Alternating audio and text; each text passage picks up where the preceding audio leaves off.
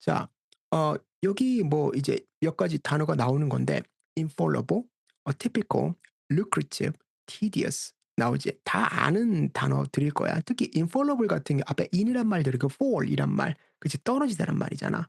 오케이? 그러니까 요거 같은 경우도 이제 실제로 그 기본적인 어떤 단어의 아이디어만 알고 있으면 그러면 어때? 그렇게 좀 뭐라 그래야 되지? 어려운 말은 아닐 거다. 자, 그래서 일단 볼게. 어 Rita Wong, a protagonist of Samuel R. Delaney's 1966 novel Babel 17. 그치? 자, 그 다음에 is a poet. 이 사람은 시인이었어. 자, 그 다음에 an occupation which. 자, 그 시인에 관한 occupation이지 in Delaney's work is not. 이게 되게 중요해. not 같이 들어가 있다. 어떤 우리가 어떤 target word 앞에 not이란 말 들어가 있으면 굉장히 주의를 해야 되는 거지. 그즉 뒤에 있는 말의 반대의 반대니까. 이런 말 보통 not이란 말 즉 네거티브 워드와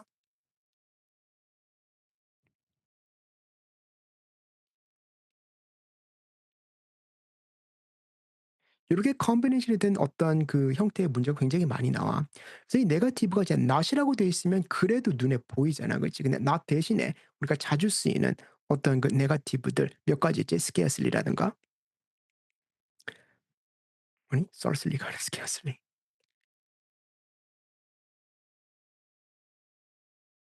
다음에 hardly 또는 rarely 이런 말들 나오게 되면 전부 다 뭐다? 전부 다 얘네들은 네거티브야. 그다음에 특히 또 우리가 주의를 해야 될 게 뭐냐 문장을 처음부터 끝까지 읽어봐야 subject 파트에 no가 들어가 있는 경우가 있어. 그러면 보통 우리가 어떤 그 이제 focal 포인트를 두는 부분들 또는 이제 보통 그 밑줄 그어진 단어가 있는 부분 나름대로 어떤 predicate 쪽이잖아. 동사 쪽이잖아. 근데 not이 안 보인단 말이야. 그래서 이제 문제가 될 수가 있다. 그래서 뭐뭐 하지 않다. 자 그래서 보면 콜론 자체가 바로 그 이제 nearly a dozen of the character that populate his novels are poets or writers. 그치? 이 사람 소설에 나와 있는 dozen of character가 거의 대부분 뭐가 되겠어? 포트나 라이터였다. 자, 그러니까 어때? 이런 오큐페이션은 그렇게 어때? 굉장히 커먼한 거다란 말이라는 거지, 그치? 그래서 not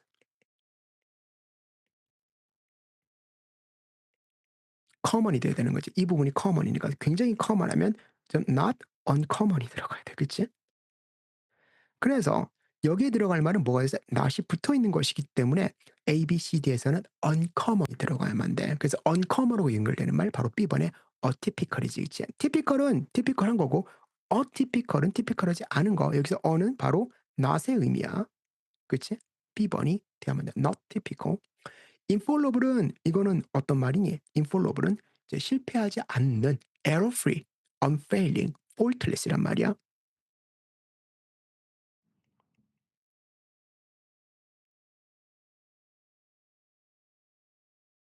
그 뭔가 이제 완벽한 사람들, 어떤 그 흠을 찾을래야 찾을 수가 없다. 뭐 이런 말 할 때 우리가 이제 infallible인 말 쓰고, 그다음에 요거 같은 경우 이제 우리가 굉장히 자주 쓰는 말들, 그이 뭐냐면 그 히스토리라든가 이런 데서 argumentative에서 굉장히 많이 나오는데 어떤 아이디어라든가 아니면 되게 어떤 유명한 사람들을 갖다가 뭐 프레이즈를 하거나 또는 eulogy나 이렇게 얘기할 때 바로 beyond나 또는 above reproach란 말 굉장히 많이 써.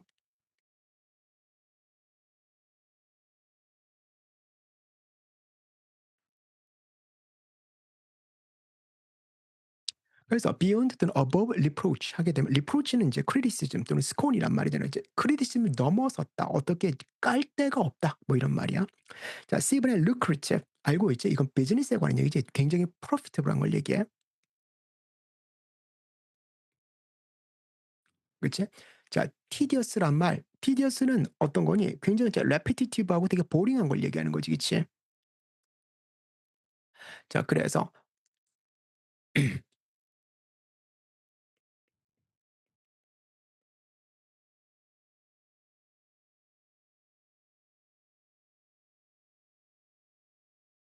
지루한 것들, monotonous 요런 것들을 이제 우리가 되게 반복적이고 뭐 되게 repetitive하고 너무 길고 느리고 그치? 재미도 한 개도 없고 그런 게 바로 tedious다. 그치? 그래서 요게 이제 102번까지 된다. 그래서 지금까지 craft and structure 문제를 풀어 봤는데 일단은 지금 이제 질문들이 나오는 것들이 거의 대부분 단어 문제들이 굉장히 많이 나왔어. 미디엄인데도 불구하고. 그래서 뭐 이제 많이 틀리지는 않았어. 그런데 우리가 단어를 볼 때 그리고 이런 패킷을 할 때 니네들이 이제 이해를 하는 게 굉장히 중요하고 그리고 만약에 니네들이 이 패킷을 풀었다라고 하게 되면 이 패킷에 나오는 모든 문장들 즉 뭐냐면 어떤 텍스트 바이 텍스트가 아니라 센텐스 바이 센텐스로 봐야만 돼. 옛날에 올드 SAT 같은 경우는 굉장히 어떤 텍스트가 아니고 패시지였거든. 길었기 때문에 한두 문장 정도 그렇게 해석을 잘 못해도 그래도 전체적인 아이디어와 흐름만 알면 그러면 그냥 이제 오케이 하고 보냈었거든. 그런데 이제 이런 식이었던 그 뉴 에세이, 디지털 SAT 같은 경우는 길어봤자 그치 150단어 정도의 되게 짧은 텍스트가 나오고 그 안에 굉장히 많은 아이디어가 뭐에서 꽉꽉 뭉쳐져 있단 말이야. 컴팩트가 돼 있단 말이야. 그렇기 때문에 한 문장 한 문장이 되게 소중해. My precious야. 그치? 그렇기 때문에 만약에 니네들이 텍스트를 다 고 오버를 해야만 돼.